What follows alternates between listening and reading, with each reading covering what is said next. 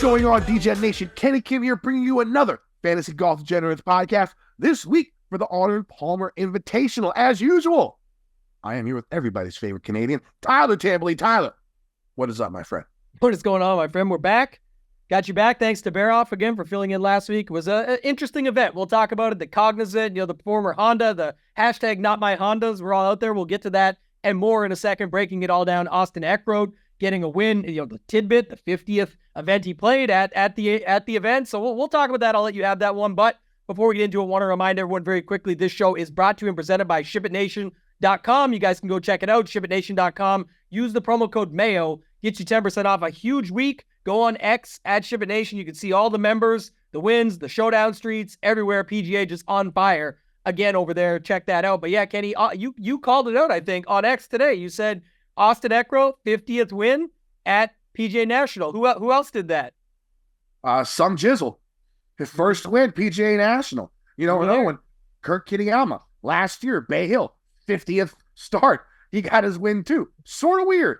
Sort of strange. That's happening 3 times in the last 3 or 4 years, right at start number 50. Maybe that's something we have to look at.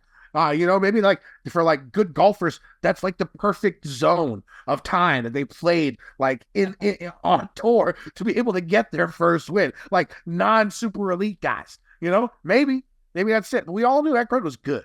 I think we all had a clue about that.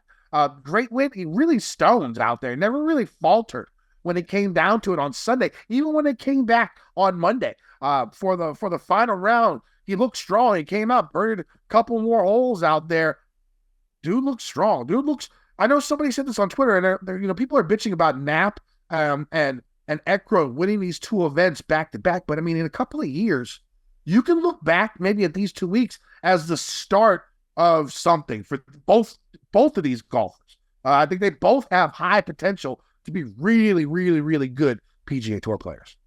Yeah, you don't know till you know. And the Knapp thing, I mean, people said, he's 29, all these factors. But again, came right back out again. He played with Rory the first 3 days. He played with Rory on the first 2 rounds, and they had similar scores. So obviously going to round 3, played again. So, I mean, the guy just showed out, looked strong. Eckroat, you talked about, even come back out this morning, watched him on the Monday morning stuff. Like, guys like Skins and Lowry and those dudes that were up there, they just didn't quite have it. They all shit the bed, man.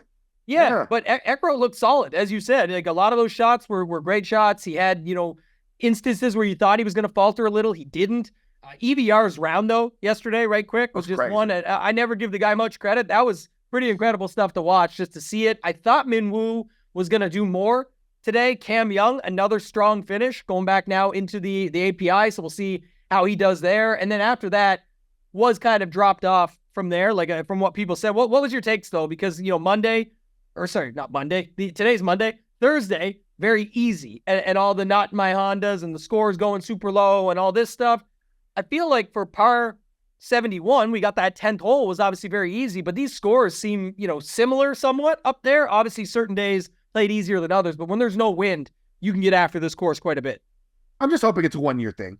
You know what I'm saying? Because, of course, it's supposed to play really difficult, but it rained. It was soft. There wasn't any wind. Outside of the 10th hole, was there really any major differences other than the weather than what they usually play here? I don't think so. So my guess is hopefully this is just a one-off. We get a little bit more wind next year. We get a little firmer greens out there, and it makes the course play difficult again. I'll give it a pass for 1 year. Because it was pretty fucking shocking. I mean, a lot. It was shocking. DFS, though, everyone got crushed. It was 4%, 6-6. Well, I understand what you're saying, but in a golf perspective, I mean, I think there was 3 guys who finished in double digits in the last 8 years under par. There's 27 this week. That's a big fucking difference, right? So something was. I mean, it could not have been just that one hole, right? The course is so tough that I don't mind changing that hole, a 10th hole to a par 5, giving them a little bit of a bone. Right? It was just everything else that happened with the course where it was just soft. There was absolutely no wind to speak of. You never see that at PGA National. It's one of the windiest courses out there. On a nice day, you got 15-mile-per-hour gusts, right? But it wasn't even that. Sometimes it was 5. It was just so weird. I'm hoping next year it's not going to be the same and the play is difficult. I'm going to give them a pass for 1 year. Now, if they come back next year and this shit's easy again, I'm going to be heated. something's going to have to change because this course is like, this course is such a great course to watch golf, right? There's so much strategy involved. You have to be playing at on the tippy top of your game most of the time to be able to compete on a course like this. And I want to see it to go back that way. I'm going to give it a pass for 1 year. One person that I missed that I want to talk about, Matthew Pavon. Is that motherfucker elite? Is a Frenchman elite? This guy is just on top of every leaderboard, like every single leaderboard. How do you not roster him? Doesn't matter what type of course. Easy course, top 10. Hard course, top 10. The guy's pretty amazing. Someone to keep an eye on. These guys are pretty good. These new guys. I know the problem with the PGA Tour right now is the lack of star power, right? In 2 or 3 years, I think those problems will be solved with the guys that we have now. We just got to make it through those 2 or 3 years, right? Until these new batches of stars comes out and the PGA gets back to where they need to be. That's what I'm hoping. It can't come soon enough, though, because realistically, this is just another one. Nobody's ever happy. I'll tell you this right now. It doesn't matter what changes, what happens. People are whining about something. We can't just ever sit down and watch golf anymore without complaining. He said this or they said that. We had the Anthony Kim stuff. If you were talking good about him this, talking bad about him that, like, what, is he supposed to come back and just shoot 65 every day? It wasn't good. It didn't look good. I'm just saying, like, it's the same thing here. Oh, Austin Eckroat, this loser won now. Like, this is just a bad look. Eckroat's going to be a stud. All these guys Eckroat's going to be a like, stud. they added a stroke. Obviously, the scores were going to be lower, and then when you add no wind, it's going to happen. So, again, everyone can be disappointed and have their own opinions. We do, I do, you do, everyone does.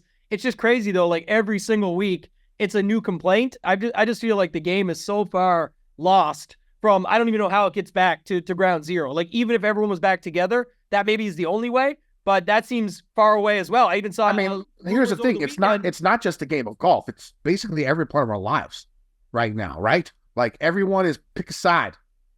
Yeah. There's no middle ground. It's always that way, in anything that we talk about nowadays. I don't know whether that's because of social media, keyboard warriors, stuff like that. But you can't, like, change your mind about a topic without getting fucking ripped. You know what I'm saying? Like, and so, like, it is so bad the way, like, communication is between just people in general in any topic that you think of. And it's like, I have to be right, even though you might be wrong.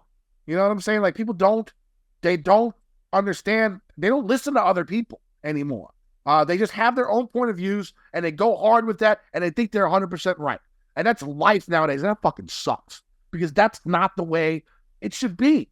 You know, to really make yourself a better person in life, you have to be able to hear everybody's point of view, right? And then make your decisions from there, right? You can't just ignore or yell or be totally against somebody without even listening to what the fuck they're saying. Like, that's the stupidest thing about our society right now. People don't listen. Like, if it's not your initial train of thought, they're not going to pay attention to you. That's so dumb. And that's the dumbification, the stupidification of society right now.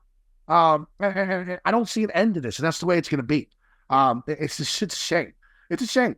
It's because, like you said, there's so much closed-mindedness, and it's like there's sometimes something can be said, and two things can be true. I forget who said it. I'll just go back to golf and the Anthony Kim one. Like, it can be true that he sucked and it was a bad look, and that he also is back playing golf, and it's still good to see. Like, you could still be happy to see him back playing golf with his daughter out there having some fun. Obviously, he got paid. 3 rounds in the 70s without playing for 12 years? Yeah. I think that's pretty fucking good. I don't know about you. I don't know about you. Were most making fun of it. He had 2 birdies over X amount of time.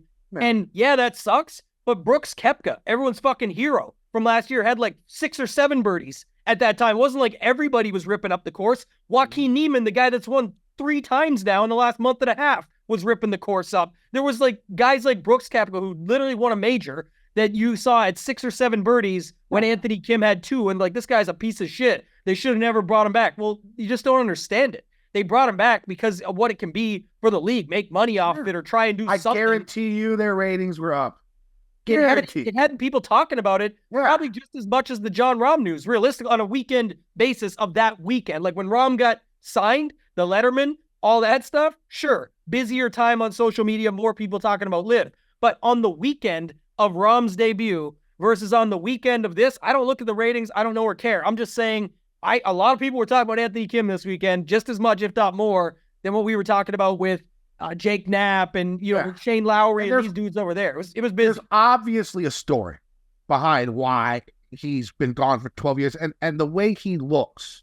Mm-hmm. There's obviously he's been through some shit, right? I mean, you see the way he looks now. You think of the guy from the Howard Stern show. I forget his name. But like, his nose transformed so much from doing so many drugs, right? I don't know if that's the reason. That would be my guess, but I don't know. Hopefully, and now we'll see if he comes out and talks about what really happened. Now, he talked about how darkness got in his life, and that would be my guess, what the darkness meant. And, I mean, cocaine's a hell of a drug. I mean, what the fuck? I've been addicted to it. It's tough, right? I mean, so, I can understand where he's coming from, especially when you get like a huge settlement. You got a whole fucking shit ton of money. Like, yeah, why not? And so, but, he found a girl, he got a kid, he got his life together. It's good. It's going to be a good story. What if he wants to present it? We'll see if he does. Not everyone who's in that situation wants to go back and talk about why his life took a turn like that. We'll see if it does. And if it does, I think it'll be good for people to listen to and, have addiction problems and stuff like that. Again, I'm just guessing here. Just guessing. There was a lot of speculation on it. I mean, other than that, over there, like Neiman got the PGA Championship. PGA invite now. 3 of the 4. Yeah, so now he said he's going to qualify for the U.S. Open. The thing about Neiman is he's been bitching and complaining, but he's been doing everything right. He's been playing non-live events to try and get into the other majors. But everyone was talking him up too. Rory even talked him up and said, this is the thing, because Rory had to play nice guy on the Gooch comment, another Taylor Gooch comment. The guy's getting very good at trolling people and just saying the dumbest shit to get them to keep his name out there. But Rory said, Neiman's doing it the right way. He's grinding his ass off. He's going country to country all over the place, and he's winning while doing it. What do you want to do? And I know people that was another one on the opinion thing. He trolled the official world golf rankings. We all do. But then all the same they're worthless. Those rankings then got mad at him and said, this guy just got a Masters invite. Now he's talking shit. He wasn't even talking. He's just saying they're obviously fucked up and this is what they are. But we all say that. He's just taking a little shot. I for one, thought it was good. I love taking shots. The rankings are a mess, and it's not to do with the live guys. We know he took his bag. We know he shouldn't get them. It doesn't even matter. He doesn't care. He got the invites. He can still take a troll or a shot at the OWGR because it has been a joke for quite some time. Well, I'm sure he's been asked to do that because, I mean, like, he wants the points. I mean, these guys are good enough where, I mean, he's not 76 in the world. He's not. He's just not. It's just simple. He's not. All right. So let's move on to this week. Let's move on to our listener league. Before we get to our listener league, Tim, why don't we talk a little bit about our listener league? Yeah, so all that aside, we had some good conversations. There were some big changes. If you guys didn't know or follow, you can check it out. Mayo did the recording live earlier today here on the Mayo Media Network. Hit like button, subscribe to the channel while you're here. Lots of good content coming out on here, but he talked about his new partnership with Underdog Fantasy. And so it means a couple of things. He mentioned on his show, the listener league's going away. It's actually the same for us. So after all this time, the Fantasy Golf Degenerates Listener League through DraftKings will be going away. So we need to let you guys know that up front. Now, we had some other stuff attached to it. We talked through it. We're going to come up with a solution. So anybody that already won it and was into our Tournament of Champions for this upcoming year, including the winner of this week, which we'll get to in a second to round this thing out, and then also the winner in the YouTube comments that's going to play in the 4-man this week with Kenny, myself, and our Listener League winner, will have a chance to get into the Tournament of Champions. We'll still be in for what that looks like when we get there. We're going to talk to Mayo. We're going to have some more news on it in the future. But what's going to happen is anybody that was already in, we'll get hooked up. We'll get taken care of. And then we're going to look at getting an Underdog Listener League in the future. So again, stay tuned. As always, we'll have more on that. But just wanted you guys to know up front, the Mayo League is out. The Fantasy Golf Degenerates League is out. We're all about Underdog. We're talking about it here now. But for the last Listener League, Kenny, we do have a winner, D Krupp 87. I like the old school Gups Corner avatar. Big fan right there. He came in first with 546 points. He had Chris Kirk, who finished 28th, 11% owned. Benny On, 18% owned. He finished in 21st with a really good Sunday. Shane Lowry shit the bet on Monday. He should have won. 18% owned. Finished in 4th. Justin Rose made the cut. 8,064th place. Van Rooyen with the big Sunday. Of course, he finished in 2nd, and he was $7,400, 5% owned. Tambo, what'd you think? Yeah, the EVR scoring, insane, right? He got the couple Eagles on there, too, a couple streaks, all that stuff. But overall lineup was good. I think just remembering back, and it's not the same this week when we get here. We're going to talk API and go through the tiers as always. But just to say it, like the 5K price range that was, last couple of weeks that we've seen just wasn't required, right? If you look, he went and got 3 9K guys, an 8K guy in Rose, a 7K in EVR, and then drops down to Pan, who Baroff really liked last week. Actually had had him in the mix there for a while, and then he fell off. He had a 66 and a 68, but a rough weekend with a 70-71. But still, rough weekend, I say. For out there, it was like we talked about, but for here, it was solid and still got the job done. So shout out to D-Crop 87. But I think that's one of the takeaways is that, when we get these 5K ranges, I'm sure we'll get them again in these upcoming events and talk about it.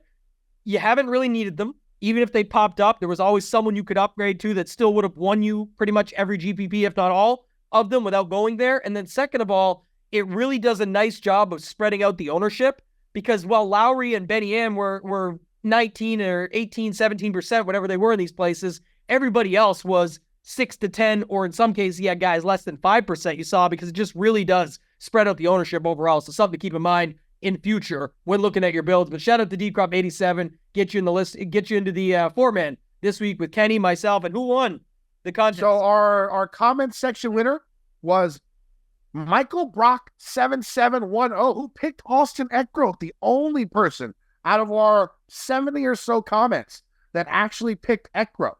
So he will be in our 4-man with Tambo, myself, and D-Crop 8887. We are still going to be doing this on the comments page. So, leave a comment, pick your winner. We'll pick one. You'll be in the 3-man with us until we figure out what we're doing for our new listener league. So you can still get into our Tournament of Champions by beating us you're picking the winner in the comment section and beating us in the 3-man until we figure out our solution to our listener league. All right. So let's actually talk about Underdog here a little bit. I got a couple of pick'ems here that I got one pick'em that I'm a big fan of this week that I'm going to start off with for Thursday round 1. Thursday round 1, my first pick'em is going to be Rory lower than 70, and it's going to be Jordan Spieth higher than 2.5 bogeys.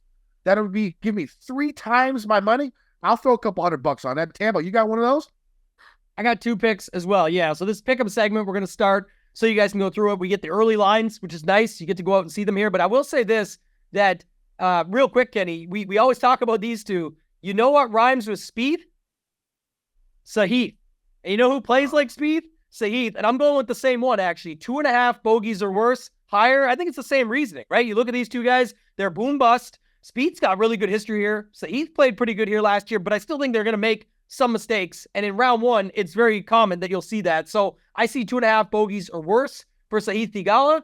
And then Keegan Bradley, a guy I really like this week, actually. I'm going to get him off to a hot start. We know he's the king of this anyway, but lower, 71 strokes. So mine's close to yours. It's 2.88x. Put those two together, put $100 on that. So Sahith, 2.5 bogeys or worse. Keegan Bradley, lower than 71 strokes. All right, so before we get into this week, let's go pay some bills. Underdog Fantasy is the easiest place to play fantasy sports. It's also the fastest growing fantasy app in the industry. Whether you like head-to-head or pick'em games, personally, I like the pick'em games. Pick whether your favorite players will have a higher or lower stat total in this week's event for a chance to win big. Pick between 2 and 5 players to build a pick'em entry. You can win up to 100 times your money in a single night. You can also make rivals picks, which pits 2 players against each other. This past week, I used it for Rory shooting under 70 in round 1 and Spieth more than 2.5 bogeys in round 1. Sign up today with promo code Mayo and get your first deposit doubled up to $100, as well as an instant pick'em special. Must be 18 years or older and present in a state where Underdog Fantasy operates. Terms apply. Concerned with your play? Call 1-800-522-4700 or visit www.underdogfantasy.com. www.ncpgambling.org. All right, sounds good. Let's talk about this week. Let's get to the course. The PGA Tour heads to Orlando, Florida this week for the Arnold Palmer Invitational at Bay Hill Club and Lodge. This is a signature event with about 70 golfers and the cut being top 50 in ties. We had one of these a few weeks ago, and the 66 numbers were fairly similar to a regular full-size field. We'll see if that happens again. That was one sample size from before. I don't know if it's going to keep going like that, but we'll see. We'll see how it goes with all these weird, top 70, 70 player cut to 50 weird shits that's going on in the PGA Tour now. After Arnie's death, the field has grown a little bit weaker, like over the years, right? So, this is now a signature event, and the strength of the field is, as sick as it's going to be for a PGA Tour event. One consequence of the field being so weak in the past is that you have a lot of top-tier golfers who, have never played this course before or have played it, only once. Now, for GPPs, I won't think of this narrative. I mean, we saw last year, I think Kitayama's never played this course before, and he won. So, it could definitely happen. But, when it comes to GPPs, I probably won't pay attention to course history. When it comes to cash, you know me. I like course history and cash. It's just the way I roll. Euros and Aussies have tended to dominate the winner's circle here as the only Americans who have won this event since 2006, Tiger, Scheffler, Bryson, Matt Every, and Kitayama last year. This could be due to scheduling. This event usually has been played the week before the match play, which is rest in peace. And it makes sense that some and it's 3 weeks before the Masters. So it makes sense that, some Americans might skip this event to prepare for the big contest coming up. Now that all the big guys are here, I think we'll see more Americans winning this event in the near future. The weather is an extremely important part of how this course plays. We've seen the winning scores range from -4 to -18 the last few years or so, and most of that is due to the strength or lack of wind and how firm the course plays. The forecast this week calls for a lot of rain prior to the event and maybe on Friday. This should make the course play softer and technically easier. I know that's not what most people want to hear after the fiasco PGA National last week, but here we are. Also, the wind doesn't look too crazy with speeds of 10 to 20 miles per hour each day. Maybe the weekend is closer to 20. So that could be, maybe some carnage on the weekend.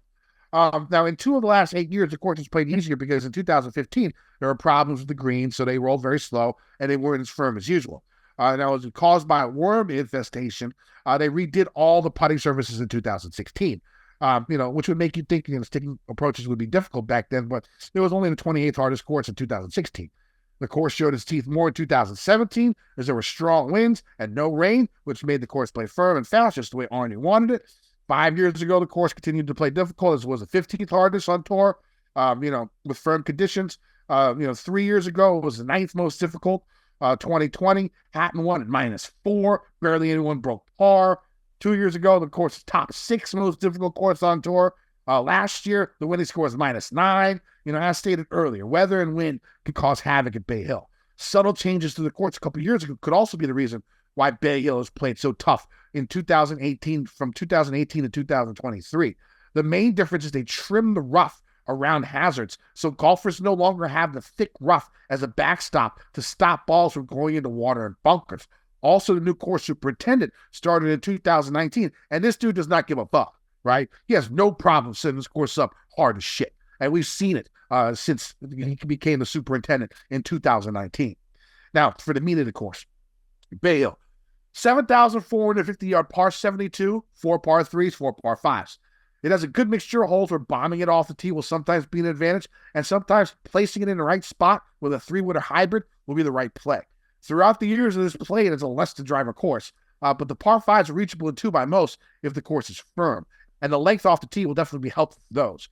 I would note that since the new course superintendent took over, you see a lot more bombers on the first page of the leaderboard, but it is spread out with great iron players and short game specialists. In 4 of the last 8 years, the winner has shot double-digit under par on the par 5s. The scoring must come from these holes. Also, more recently, you've seen golfers attempt to bomb their way throughout the course, and it's worked for the likes of Bryson and Rory. These younger guys are way more aggressive off the tee than golfers in the past, so don't be surprised if you see more driver here than you're used to. Off the tee, golfers will face wide tree-lined fairways with strategically placed bunkers on almost every tee shot and water in play on nearly half the holes. The fairways actually get wider with the farther from the tee box to drive goes, but the course has still been around the bottom 20 in driving distance average on tour. I think the stat will change as we play more events here, mostly because the superintendent has decided to make the landing areas from 300 to 325 from the tee much wider than in the past. The average width of fairway at 275 from the tee is 32 yards here. The average width of the fairway at 325 yards from the tee is 39 yards wide. And of course, if it's soft out there, you're not going to get much rollout. You're going to have to carry that distance this week. So, you look for a little carry distance on your bombers. That might be a good way to go if you're picking bombers. Now, there are going to be many dog legs, water, and thick, tall rough, which will make some golfers focus more on accuracy than distance. But as we've seen with people like Bryson and Rory, hitting it far and having wedge in your hand can work even from the rough. Even though the fairways are above average in width, there are many slopes and undulations. So sometimes a good-looking drive off the tee can still find the thick rough. On approach shots, golfers will see Bermuda grass greens that are elevated on some holes, surrounded by bunkers and thick rough, are average in size with a speed of 12.5 or greater on the stem. And many of the slopes, and it has many slopes and runoff areas. Water will come into play on wayward approach shots, and if the wind does pick up, watch out for plenty of drives and approaches in the drink. Tambo, what are you looking for in golfers this week? Yeah, I'm going to be more DFS focused. I like what you said, but what I look at here actually is tee to green long term. I just think, again, it's 4 rounds. It's hard. You said it. What if there's some backlash, too, from last week where someone says, oh, they wanted to play easy? Watch what I play like. Let's get it back to what everybody wants. They can, right? So could definitely see that, too. I think it's just, again, finally feels like, we'll talk about it more when we get to betting later, but it does feel like finally going to be a week where just one of these guys pops up and gets the job done, 20-1 or worse or something like that, Rory or Scotty or something along those lines. So we'll talk more when we get there. They're the obvious ones, but mainly just looking at the field. You said it, I think, off the top, but just to remind people, last time we had this, I forget what the last was, Genesis? Yeah, Genesis, where, it's, 70 guys, top 50 in ties or within 10 strokes. Basically, it's a no cut, blah, blah, blah. I even was saying that, it feels like you should play it that angle. It did not end up that way. Lots of guys got cut. 66 was different. It was, you never know, right? So you just don't know how it's going to set up. You said it before. Some guys have only played this course one time. I think I cast in my cast lineup with 4 of 6. Believe it. If I remember correctly. So, realistically, with that said, just looking at it from that perspective, and then also, again, no 5K range, right? No 5K range. It's gone. So, choose your guys wisely, but, just because you have 6 guys make the cut doesn't necessarily mean that's the only thing if we go the opposite of last time. So I'm going to be looking again at what you're actually looking for. You talked about some of the stats. I'll talk about it when we get through some of these tiers, but for sure, building out your lineups, what your actual construction looks like, taking ownership into consideration, that's going to be a big factor for me this week. All right, let's get to these tiers. Let's go start off with the top 5. Let's go Xander at 9,800 all the way up to Mr. Scheffler at 11.2, 11.3. What are you doing in this range, Tambo? First of all, I'll just say, very disrespectful to not include Ludwig in there. That guy's at 9,500. You could have just said him, Kenny, but I see your head is not in that game. You got 5 above, so I'll go with you. I think, obviously, Rory and Scotty, very easy to get to this week. Like Scotty 11.3, Rory 10.6. We know what both those guys can do here. Pretty straightforward for me. Looks like Cantlay and X will be the ones that go a little bit overlooked, but give me your take on Hovland versus X, because I think it's people going up top, Scheffler and Rory, easy to get to them. We'll find out more later on that. I did the first look earlier today with Hoop. It was insane to see some of these guys in the 6K range, but what I will say is, do you think people, I know Cantlay's out in that conversation versus the other 2 above him, but do you think they'd go to Xander or Hovland more likely? Because Hovland always gets like the cheaper Rory vibes, like the Rory Light for 9,900, and he's best buy pricing. So who do you think gets more ownership between Hovland and X? That's a good question, because Xander has better form. Didn't he finish 3rd the last time out? He has the form. Hovland hasn't finished in the top 10 since the fall, since he was in Europe, or maybe even longer than that. True. I don't even know. Yeah, true. Right? So, so if you just go on form, you would expect people to go Xander, but people love Hovland, and he's like name brand now, right? He's like name brand. You see him, you play him. I don't know which way to go. I will go with the guy who's going to be lesser owned. Okay. I think they're both great plays. I'm not going to play both. I think I'll play one, and I'll just wait to see which ownership's down. And I would think Hovland might be higher owned. I don't know.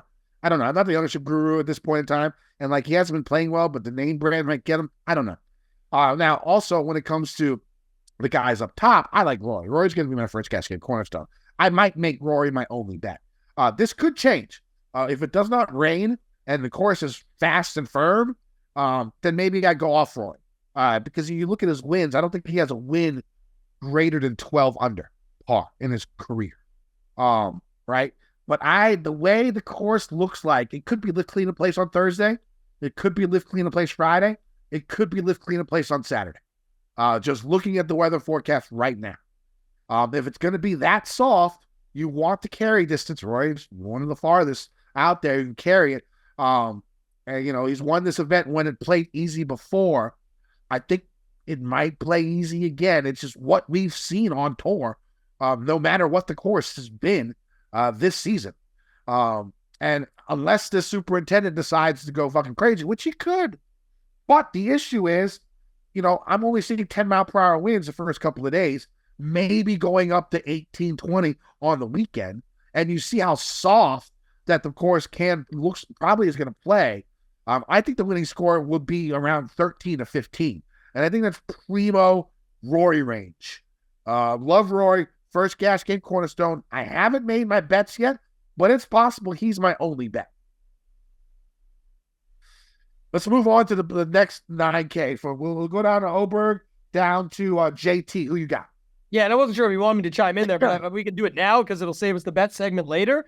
I'm actually the same as you. I did not place anything. One thing when I pulled it up first thing this morning, Kenny, I don't think it's changing, so I don't care because no one's going to pull out of a signature event unless something catastrophic happens. But there's 20 plus guys at 30 to 1 or worse. So it's really just target practice of who you think the guy is and, pick a couple of them or put it all in on a Rory or a Scotty. Like, it's not like a lazy cop-out as much as I just didn't love the board. There's definitely nothing really down the board that I was super interested in. I'll have some takes for DFS, but I think it's going to be hard for some of those guys to win the actual event. So for me, it was, looking at that, maybe not doing it on Rory, but just saying, let's see what the weather looks like. I don't see a lot changing on odds, so it didn't excite me. So I like your take there. As far as this next range down, I definitely like Ludwig. That's why I brought it up off the top. I think the others will as well. So just going in this 9K range, like him, Spieth stands out. I know he's got the history here, 4th and 4th the last couple. Maybe the DQ from last time. People think he doesn't even know how to sign his scorecard. Maybe they won't love that, but I think it's fine. I like a course like this, sets up for him, so I think he's fine. And then Homa is an interesting one. 16th and 13th, he's boom bust. 2 of his last 4. The others were a miscut and a 66th. But if you go look here, 14th, 17th, 10th, like you say play Homa on Homa courses, that's pretty close. That's an Homa course. Yeah. It's getting there. Like, it's one stroke one way or the other, but it could be 3 top 10s. It could be 3 top 25. So again, the risk you're taking on when you play a guy like him. Morikawa might be the other guy there though. That's, makes sense at 9,100. So probably like Ludwig, Spieth, Morikawa is the 4 guys that sort of stand out in that 9K range. And then we already talked about Hovland and X up top. Pick one of those guys. Yeah, I'll play Spieth. I mean, even though I went against them for, higher than 2.5 birdies on Underdog for my pick'em this week, he could still shoot like 67 with 3 bogeys. Like, that's Spieth. You know what I'm saying? Like that's why I didn't go higher or lower on his score. I went for bogeys on that. So I'm going to play Spieth. He loves his course. He plays it well. I'm not, before his WD, it was like first-round leader almost. So he's playing well. I have no problem with Spieth. I like Homa too. Play Homa on Homa courses. It looks like it's going to become a Homa course. I'm going to go ahead and play him. Let's go into this 8K range. I got 2 cash game cornerstones here. First one's going to be Fitzy. Played well last week. Had some up and downs, but, played pretty well last week at PGA National. Loves this course. Great short game. Crushes par 5s. Give me a little bit of Fitzy here. Also, Jason Day. Back-to-back top 10s. Plays this course extremely well. I think he might have even won this event before. He has some really strong finishes here recently. I'll go ahead and I'll take the risk. I mean, I told myself I wouldn't roster Jason Day in cash again, but the price for the upside that he possibly has is just too good to pass up. So, especially with his course history and especially with the way he's been playing recently. And we haven't really heard anything about an injury bug, nothing from him. So it's the healthiest he's ever been, probably in the last 5 or 6 years. So give me a little bit of day for my cash game cornerstones. Guys I like, I'm going to play in this race. I'm playing Willie Z and I'm playing Cam. The two big boys up top who can pound the ball, drive it far, and of course, Willie with the superb iron game coming in second just a couple of weeks ago. I like those two guys this week, Tando. Yeah, one guy there, I think everyone's going to like those two guys for good reason. I like your calls on Zal and Cam, but Fleetwood squeezed right between the two of them. I think, again, if you just look how he's been playing, you go back, but his stats-wise is what stands out for me. You go across, it's almost top 10 across the board, and a lot of the stats I'm looking here, it's about top 15 when it gets to tee to green over the last 50, but just to say, he's a guy that could stand out. We know Matt Fitzpatrick is going to pop for course history. Hideki just got the win, but the other guy down here, Day, who you mentioned, I like. You know with Thigala what you're getting. It's going to be boom bust, but he did get 14th here last year. But this is where the rubber hits the road, Kenny. I said it today on the first look. When it comes to Sungjae Im, if you've been playing him, I think you got to roll it out one more time. The guy's been awesome here. 21st, 20th, 21st, 3rd. If you haven't been playing him, probably stay off of him. It's been bad. And another miscut, bad results before that. But we've seen it too many times where a guy comes back to a course and just pops up. I don't think he's going to have any ownership. Well, shouldn't have been his course last week, right? I mean, the course he won at, he didn't come back. He was my fade of the week last week. My fades of the week have been fucking crushing. Just miscut after miscut, outside the top 50, they've been crushing. He was my fade of the week last week over on Gup's Corner, and I mean, he's a little bit too low price for me to make him a fade of the week this week. But there's no way I'm playing him until something happens with his game. I mean, I'm sorry to say this. I love Willie Wilcox, but since Willie took over for his bag, dude's been struggling. Straight up. Just dude's been struggling. I don't know whether it's Willie's fault or not, but that's just the correlation that I'm seeing. So I think he needs to get a Korean brethren back there, speak his own language, be comfortable, get out there and do his thing and change caddies. That would be my suggestion at this point in time for Sungjae, because something's not right with him, and I'm not going to play him until I feel like he's right, or at least he's getting close to it. I was able to get Hideki by the time he won. Hopefully I can find something like that for Sungjae when it comes in. But at this point in time, I mean, what is he, like 50, 60 to 1? I wouldn't even bet him there. He's got to get That's the one thing. Like everybody says what you just said, it makes no sense. I'm going to play him when he's good again. Well, you're going to miss when he's good. That's how that's been my... You have to but you just need to see something. You know what I'm saying? Like, I saw a little bit in Hideki before his win, just watching him play, and then he's 75 to 1. I bet him. I mean, I'm not, that's what I'm asking for. I'm not asking for like him to win an event. Just give me a glimpse of hope somewhere in a round. Like finish 42nd, but shoot 65 in one round or something like that. You know what I'm saying? Just give me some hope in your game. And then I'll jump. It's like the edges are razor thin. Like I go pull up his round 2. He missed the cut, right? He missed the cut by 1 stroke. Round 2, he did nothing wrong. He had 3 bogeys. That cost him. He didn't capitalize. He lost over a stroke with the putter, or he makes the cut and then he makes something happen over the weekend. And you just don't know. So that's why I think people just judge it too quickly. I know people will give me shit because I'm always sticking up for Sungjae, but I'm looking to get in early while others are waiting to see. So I'll try him out at AK. He's not my favorite play of the week or something, but I will know that he has played really well here. So at least something to consider. But there's a lot of other guys in this range, like you talked about. You don't have to go to Sungjae. Just a note that, like I said, we've seen that a few times now with guys, and see how it plays out over the week. But I don't mind him at 8K. Do you like Russell Henley at the same price at all? He's right there at 8K too. I was just curious if you had... I'll have to look at him more. I didn't dig in that deep enough into Russell. I was thinking about it, but we'll see. What do you think? Well, he popped on everything else that I was looking at. Then I went back and looked. Like his Saturday round was phenomenal. It's just then you go back to Sunday and it was really tough, but it's not really much worse than some of the other guys we've talked about. So I don't know. The issue I have with him is he's a great iron player, except when you get over 200 plus yards. And there's a shit ton of 200 plus yard shots. Which is correct, for here. And that's what people are saying. So that's morning we were talking, the course is a bit long. It's not like he's done super well here from what I recall, right? If you go, I think thinking about it more, I'm not going to play. Okay. Now let's go into the 7K range. Are the two guys up front? Matthew Pavon, the elite Frenchman. How do you stop rostering him, especially at $7,900 when he's finishing top 5 to top 10 and winning events for the last, I don't know, since the fall swing. Like it's not like it's been like a small amount of time. Like he's been doing this since like September. Is he right? still cheating though? I don't care if he cheats and I roster him, and it's fine with me. I got no problem with it. So go ahead, cheat, whatever. Be your Frenchman and do whatever you need to get the W. I'm playing him, and I'm playing Chris Kirk. Kirk plays his course well, sneakily having a decent season. You know what I'm saying? No one really talks about him, but of course, when it comes down to it, his iron game exceptionally strong. And he's good at avoiding bogeys, solid tee to green. I'll play a little bit of Chris Kirk. Cash game cornerstone number 4 is going to be Keegan Bradley.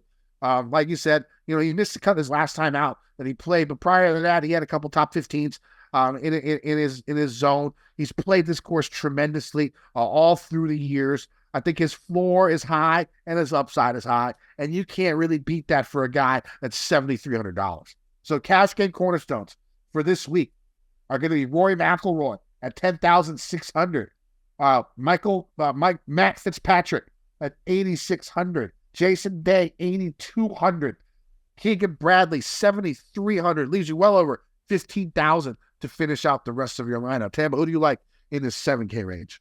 I like your cornerstones this week. Those are all solid picks. I think those are going to come through for you. So I'm going to stick to some of the same. But in this range, Kirk and Connors right at the top, both 7,800, both pop for me stats-wise. Connors on the 200-plus shots. You talk about that just in general. He's another guy. So here, 21st, 11th, and 3rd. That looks solid. His recent results, though, it's nothing to write home about. But again, 7,800 on DraftKings this week. So he's well below the average. And 41st, 24th, 28th, 31st. These are a stroke away, 1 or 2 strokes away from saying the guy's got 4 top 25s coming in or something, and then it'd be even more popular. So I think he's fine here. Siwoo would probably be the boom bust guy, that I'm going to go to here. Just going back to it again in the stats. Pops heavy. You can have a good success with those long irons. And then you go back and look here. I just had it. It was 26th and 39th the last couple of years. Made the cut, but nothing too crazy. But his last recent results, 3 of the last 4 are 12th, 14th, and 25th. So starting to show a little something there again. He's 7,700. I watched a lot of Connors you were talking about. I watched a good amount. He was on like some featured groups. He's looking all right. Like he missed a couple of putts and stuff like that last when he played at PGA National. And I watched that tournament more than basically any other tournament throughout the year because I just love the course. And he was on some featured groups. Connors looks like he's on the upswing. So I like that. Yeah, again, it's all going to matter with him if he's hitting the greens or not, but you can hit these greens. It just comes down to making some of the putts, but at least he stays in it. And then when he gets his little hot run or his spike round or something like that, we need him to make a cut and then do something with it over the weekend. You're hoping to get one of those spike rounds. So I like Corey Connors. I think he stands out. Benny N should be very popular. I think at 7,600, he's just going to pop because of the betting markets. And realistically, if you look at his stats, it's nothing crazy. But if you go look just at the tee to green, the birdies are better, some of the main stats that people are going to look at, he is going to pop. So I could see him being popular. I saw Adam Scott take a lot of flack for the sponsors exemption. I'm not sure why, because to me, look at him. Like even recently, 7th, 8th, 19th, 20th, he's here, 26th, 31st. It's what he does. Eric Cole, flop leg, got to be finally getting this guy a lower ownership, right? You'd have to think after the miscut again, but it could go back to him at 7,400. Here's the issue. That motherfucker got married. You think that's what it is? A month ago. Could be it. He's got a 10th and a 14th in the same month. I don't know. I think maybe that was after his. Was that before he got married or after? Recent. That's recent. Might be. I think we'll see. I think his game's over. You get married. You get married. He's done. Done. Data. I mean, also Keegan. I said this on the first look, but some people won't watch both. Remember on Wednesday, Full Swing season 2 comes out, and I saw in the preview it's got Keegan waiting with his little cell phone on there. You know what that call said? Sorry, Keegan, not on the Ryder Cup team, bud. So everyone's gonna feel bad for Keegan. Ownership's going to go up even more. He's got something to prove, even though this is a show from Wednesday that's from way back when with the Ryder Cup we watched. He does pop. I mean, obviously he's going to pop anyway. Look at his history here. Before the miscut, the 11th and the 2nd. They've been very solid at this course, so I think he's a fine play either way. Could take a shot on English, Jaeger, Luke List. I mean, those guys are all capable down here. Hoagie, if you really Jaeger, I'm going to take a look at down there. Yeah. I'm hoping his ownership will go down a little bit because of his miscut. His first miscut in 572 events. So I'm hoping that he can come back here and, flop lag it and get it done. And we can use him at $7,100 because he's top 10 in my mind. Remember at the start of the season when you said he never does anything, and now he's got 2/3 in his last 3 events? I know, yeah. I mean, now I can. Once he got that first third, I was like, okay, it's time, right? It's time. And then since that first third place, I've been rostering the fuck out of him, just basically every week. And that included last week in this miscut. But yeah, I mean, like I said, opinions can change, and that's okay. That's okay in life. Opinions can change. So that's what happened. I saw him get that T3. I was like, he's on now. He's on like Donkey Kong. One more guy I want to ask you about, Ricky Fowler. Got to see a lot of him over this weekend. Yeah, I saw. Like, he looked all right. It looked like his putting was a little bit off, but like the iron play looked pretty good. He finished 41st after all that. Like you could have swore the guy was top 10 the way we. Yeah, I think he must have fucked up on Monday. I didn't watch him today. Did he play today? I don't know, but I know like the first 3 rounds, he looked pretty fucking good. I thought so. Yeah. So he might be someone I take a peek at down there. Let's go to this 6K range. I mean, let's talk about Chalk City. Are you going to play Minwoo? It's insane. 30%. I mean, here's the thing. Like, okay, he shot like 11 under par on the par 5s at PGA National, right? There's 4 par 5s. All gettable. All gettable. Yeah. Like, can he just win this by going ham on par 5s? Yes, I think he can. Now, and he shot 6 under on fucking 10 for the week. 2 eagles, 2 birdies. And these are reasonable par 5s. Like, do you play him at 20+ ownership, 20+%? Man, it might be way higher than that. We'll see. But you think? What do you think? Well, because you just made a great point too. Like, I don't even think that's. People are looking at just the betting odds. They're seeing him at 40, 45 to 1, whatever, and saying, what the hell? Like, this makes no sense. He's up there with 9K guys or 8,500 guys. So, yes. But the point you made just now about the par 5s, it means, and at 6,600 on DraftKings, he can really mess up. Lot of score. And do nothing and still score enough to make a cut and get through and really pile it up over the weekend.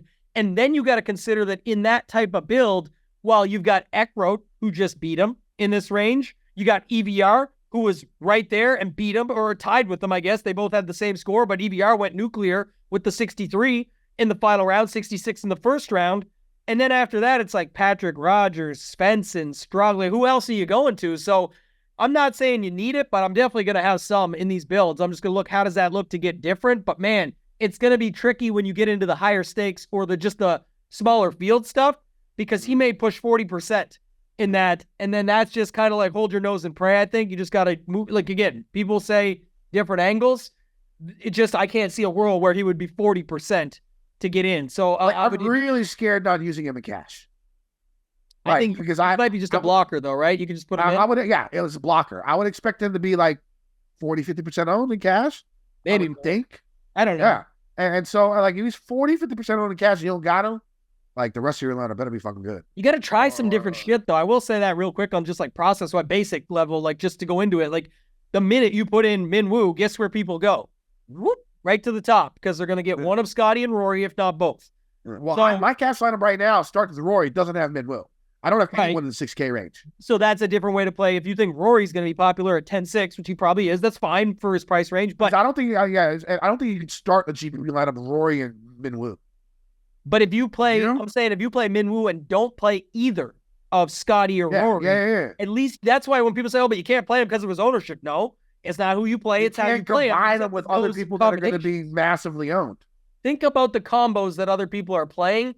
Then think about roster construction. Then compare to what that looks like versus what you think the optimal lineup looks like. You got to go down the chain to find your way. But I'm just saying that's the quick note that I would make. So I guess what's your outlook on guys around him though? Like Justin Rose, Austin Eckroat, EVR, Cam Davis. Like, is there some other guys here? Denny finds a putter. I don't know. Like, who are some other guys? Sort of like Taylor Moore, sneakily good with his long irons. He hasn't really done too much here, recently, but he has some decent form at this course. I think he could be, a sub 5% sleeper. Same with Shekopotamus. Again, if you're going to look at guys down here in this 6K range, make sure that they have good long iron presence. That's what I would say for these guys in a 6K range. They can either be super long, okay, really good around the green, or have great long irons. They need like minimum one of those things. All right, I think the roster in the 6K range, if they got more than one, you're probably going to roster.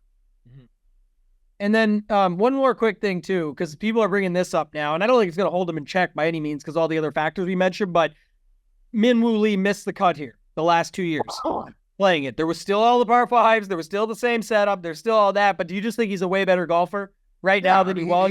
He won in late in the fall, in Australia or wherever the fuck he won. So he got that W under his belt. He's coming around here. He's playing well. He's way more confident than he was a year ago today. Yeah, and I just think there's some other stuff down here. I will note, like, you know what you're taking on, but when you're taking on a guy like this at that type of ownership, I will take on some volatility. So a guy like Adam Svensson, who is 6,400, it's not just because he's my Canadian brethren, but you go and look, those long irons are dialed in. He hits a lot of fairways. He's solid tee to green. This is, again, I look at more long-term. He can make eagles and stuff too. And you go down here and look at his numbers. Okay, miscut, but then a 10th, but then a miscut. So then some top 30s. At this course, a miscut, but then last year a 24th. I'm going to take on that type of volatility in some of these lineups and just risk it because you end up in similar build types or land in the same zones. And if Minwoo does not come through and it's a Scotty lineup or a Rory or whatever, and then someone say, oh, I got Scotty and Rory just dueling it out. No shit. They're the best two in the field for that reason. But yeah, Minwoo didn't come through for you. And even if God, I would kill to watch that. Wouldn't that be great? To just see fucking Scheffler and Rory go down and battle it out. I mean, like, these new guys are great. It's good to have them. Knapp, I think, could be a superstar. Eckroad, I think, could be a star. But just give me, like, one Sunday with, like, Rory and Scheffler in the final group just battling it out. Anybody, though, to be honest, at this point, it's not being rude. It's not being negative. It's fine. I'm just saying, but this week, if we get a Hovland Rory. Oh, God. Yes, Scheffler Ludwig. My dick just got hard when you said that. Like, I need that in my life. This is what I'm saying. Just give me something along those lines down the stretch, and I'll be excited. Give me a Spieth JT. Just give me a half Chub. Take a light. That's all I want. Friends. Yeah, half Chub is fine. But like Rory versus, I don't know, Morikawa. You throw out, or Rory versus Day. You know what would be good, actually? Yeah. Go back to the Ryder Cup. We just joked about Ryder Cup conversations. Go Cantlay Rory? Cantlay Rory. Oh, yes. The hat tip back out on us.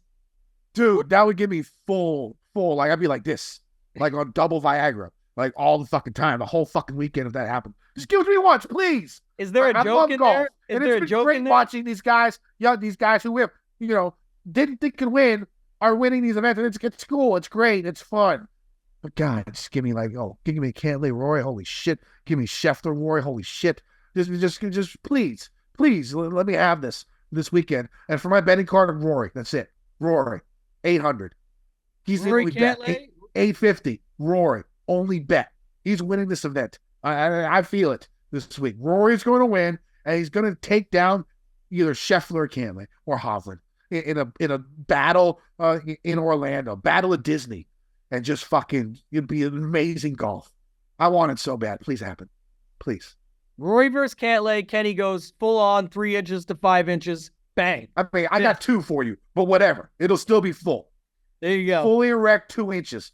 I got nothing else. I got nothing else. I think one and done, right quick. I think people are going to just jam Rory because they don't think he can win a major. So they're just going to use him here, right? His history, everything's good. Do you have any take on getting different or going with somebody else for one and done in this? Like, you don't care? I was going to say Fitzy would be a backup, probably, sure. Fitzy or Day, somewhere around there. Basically somebody in my cash lineup. Basically, just use one of those. If you didn't use Homa, the Cali swing is gone. So this might be that's actually a great so move. You could use either or you play him Wells Fargo. Yeah, I get that's true. I forgot about that. Yeah, that is right. I was gonna say that at least that'd be a unique one because I think people would either save for that or already used them. So that's just a note on him. And then I don't think many will use Hovland. He's actually been good here, 10th and 2nd the last couple of years. And then the reverse or inverse of what everybody thinks about Rory is just use Rory now because he's not going to win a major. I think people would be saving Spieth for a major because you can play Spieth at a bunch of those. You can play him at other courses too, but he's been pretty good here, 4th the last couple times. So just you burn Spieth now while everyone else is burning Rory.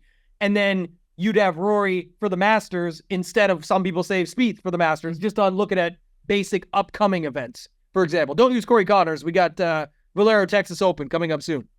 There we go. All right. Anything else we need to talk about today, my friend? No.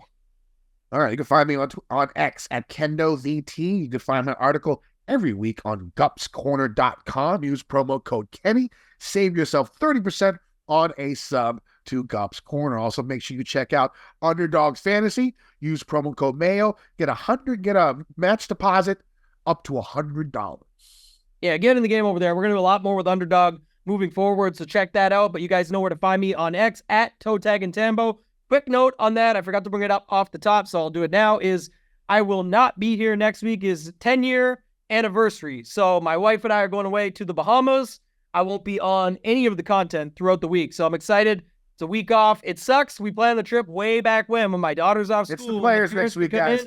It's the players. I'll be watching it. I'll be able to get my lineups in beforehand because all the contests come out early right before we leave, so I can edit. Like, we're good. But it sucks because I love that week for content, but at least that means I'll be back for the Valspar, the Valero Texas Open, well before the Masters and everything else that we know and expect. So just will note that. We'll probably have Bear off next week, so I think we'll have Bear off. Will be fine. He'll be good. And then, shipitnation.com this week. Check it out. Promo code Mayo gets you 10% off any plan. If you want to go check it out on X at ShipItNation or on the YouTube station at ShipItNation, you guys can sign up there. We're giving away, once we hit 6,000 members on the YouTube, we're giving away a $2.99 annual pass to some lucky winner. So keep that in mind. But yeah, I'll be back after next week. All right, guys. Please, golf gods, just give me like 1 week where it's like big timer versus big timer and it's showdown on Sunday so my little penis can get erect and we can just be happy. Please, let's do it and let's win some motherfucking money. Degeneration.